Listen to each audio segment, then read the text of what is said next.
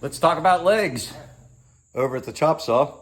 I know that I want the final length of the leg to be 28¼ inches long. So all the way down here, I have a stop set up. The inside of this is 28¼ inches from the back side of the blade. So what you'll see me do is I'm gonna square off one end, square it off first so I know I've got a nice straight end, and then I'll run it up against that stop. And that means with each of the 4 legs, when I run it through, they'll be the exact same length. Again, if it's off by a millimeter or just a fraction or a percentage of an inch, it doesn't really matter as long as they're equally off, if that makes sense. So as long as they match, we should be golden. I now have 4 leg blanks. Ended up right at 1 5/8 square. So all I did was trim the one side and then flip it 90 degrees, run it through the table saw again. And so ended up with 1 5/8 on all 4 dimensions. There you go. So I got 4 of them. And even if it's off by just a fraction or a millimeter, it's not gonna matter. As long as they're the same and they match each other, that's what's most important. So if you look at the leg detail here, you can see that there's a couple of things I got to take into account and that I need to lay out on the leg blanks, which are sitting camera right, like that way, right over there. Anyway, so looking right here, the first thing we notice is that we're going to do mortise and tenon joints. The mortise and tenon joint is basically insert tab A into slot B sort of joinery. Pretty traditional, been around a long time. So the mortises are going to go into the leg itself, and that's these holes that you see indicated right here on the leg, 1 and 2. And I can look at the build plan and I can see that Norm Abram designed it with a 3/8 inch mortise for a 3/8 inch tenon. And it's a little difficult to see right here, but the space between the mortise and the outside of the leg is also 3/8 of an inch.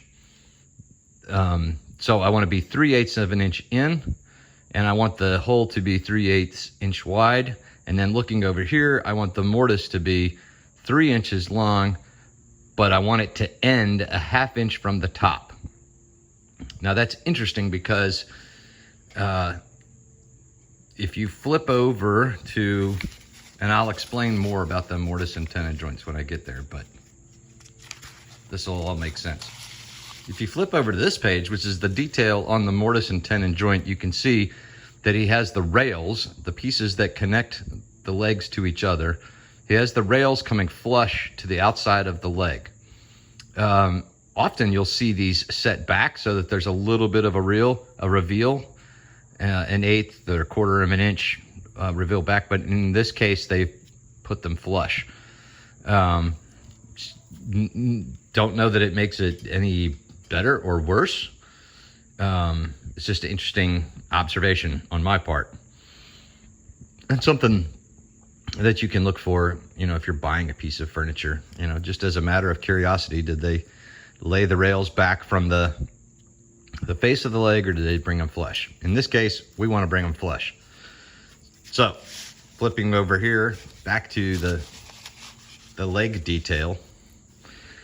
Again, mortise is 3 inches long, only in 3/8 of an inch, and 3/8 of an inch wide, and 1 inch deep. So it'll penetrate into the leg 1 inch.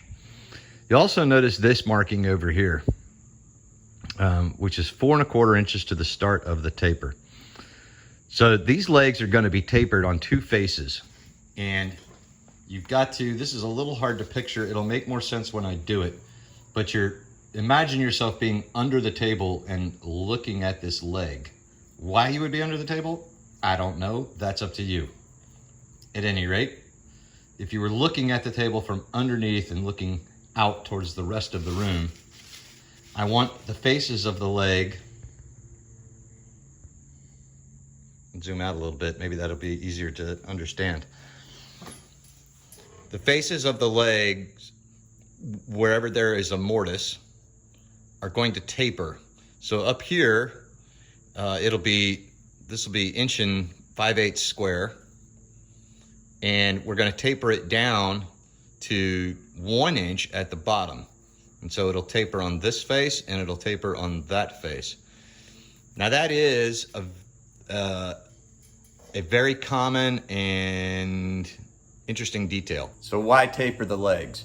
Well, remember that we're starting right here with basically what is a long, or cube. Is that a thing? It's square on all sides and 28¼ inches long. And you could certainly put those under there as a leg, but what you would end up with is a leg that looks very clunky because it's going to be exactly symmetrical all the way down, and it's just a square leg. Sometimes you want to do that, it matches the design concept, but for this table and many other tables, Norm designed each leg to have a taper. And what that does is it creates a visual effect for the eye, so that the leg, that the entire table ends up looking lighter and appearing more delicate than it actually is. And by the time we get to the bottom, if it's only 1 inch on either side, that's plenty to hold the table up, unless you're stacking bricks on it. But remember that the tabletop is only 36 inches, and it's going to be a small, petite table. And so we don't want to end up with legs that just look kind of clunky, obtrusively clunky, square. Anyway, that's what we're done.